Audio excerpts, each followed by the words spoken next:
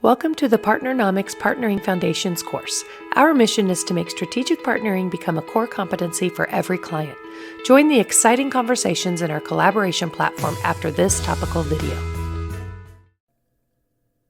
Welcome back.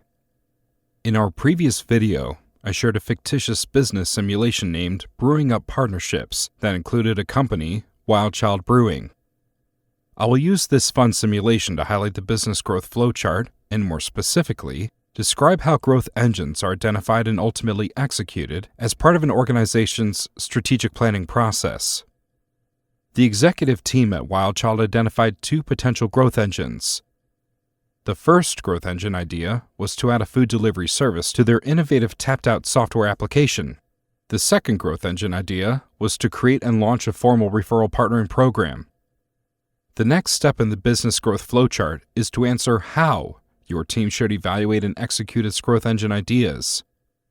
Now, let's jump back into the business growth flowchart and learn the additional steps necessary to evaluate and launch these ideas. As previously discussed, there are three avenues for growth: organic, build it; acquisition, buy it; partner, collaborate for it. When considering which approach or approaches to take to achieve growth, executives must evaluate the pros and cons to each strategy. The pros associated with organic growth are control and full revenue. When a company decides to build a solution itself, the company will have full control of the building process, and it will receive all of the revenue that it generates from the future sales. To the contrary, there are several cons associated with organic growth. First, the company must fund the full cost of the initiative. Second, the company assumes all risk for executing the initiative.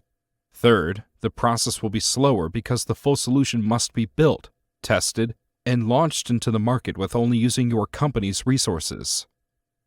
And fourth, the organization will have no cross-pollination opportunities because the company has decided to go it alone.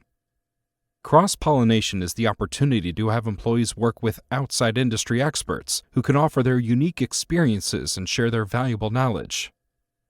Now, let's take a look at the pros and cons of the acquisition approach.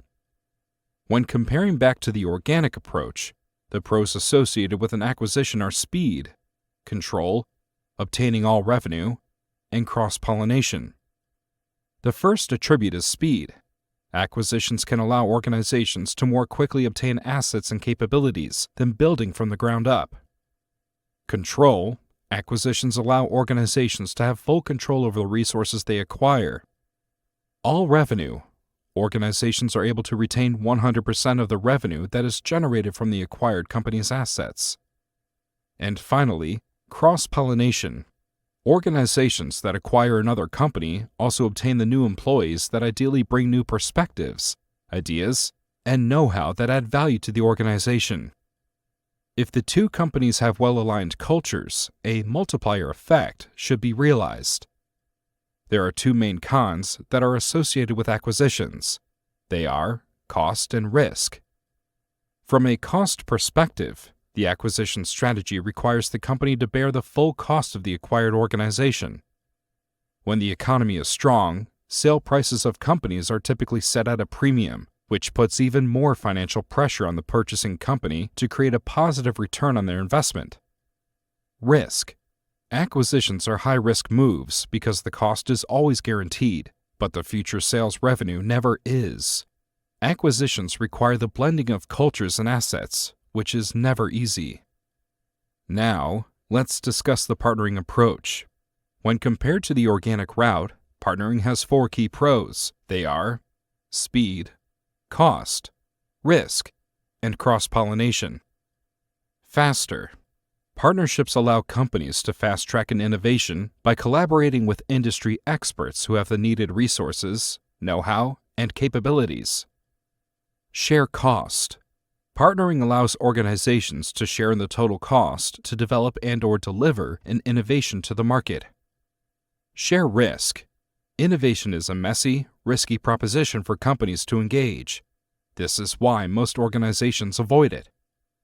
Partnering allows companies to share the risk of building, testing, and launching new innovations. Partnering enables collaboration to leverage know-how, assets, and investments from complementary sources. Cross-pollination. When you partner with complementary industry leaders, your organization can benefit by sharing ideas and experiences that allow for more meaningful innovation. When most leaders think of the word innovation, they think of building a new product, but innovation can be anything that challenges the status quo and presents an opportunity to make our lives better. For example, innovation can come in the way of adopting a more efficient process, using better tools, or strengthening a company's culture. It is easy to get stuck in a rut when you work on the same challenges, with the same people, using the same approach. When you cross-pollinate with innovative organizations, you are introduced to unique perspectives that can add immense value. When compared to the organic approach, partnering has two main cons. They are control and revenue. Partnerships require business leaders to use their influence skills, as opposed to control, to help direct the joint collaboration to success. In B2B partnerships, organizations maintain their legal independence, so each company is free to control their own resources. The strength of the collaborating relationship will be built from influence, not control. It is true that the partnering contract will govern the relationship, but it will not provide the level of control that executives enjoy in organic and acquisition approaches. I think this differentiation, influence versus control, is a major reason why 70% of B2B partnerships fail.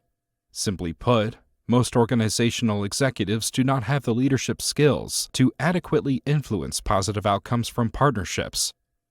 Furthermore, when leaders attempt to control the relationship, trust is compromised and the partnership can be fractured. Share revenue. Most partnerships utilize a shared revenue financial structure. The fact that many partnerships engage in revenue share relationships is often seen as a negative attribute.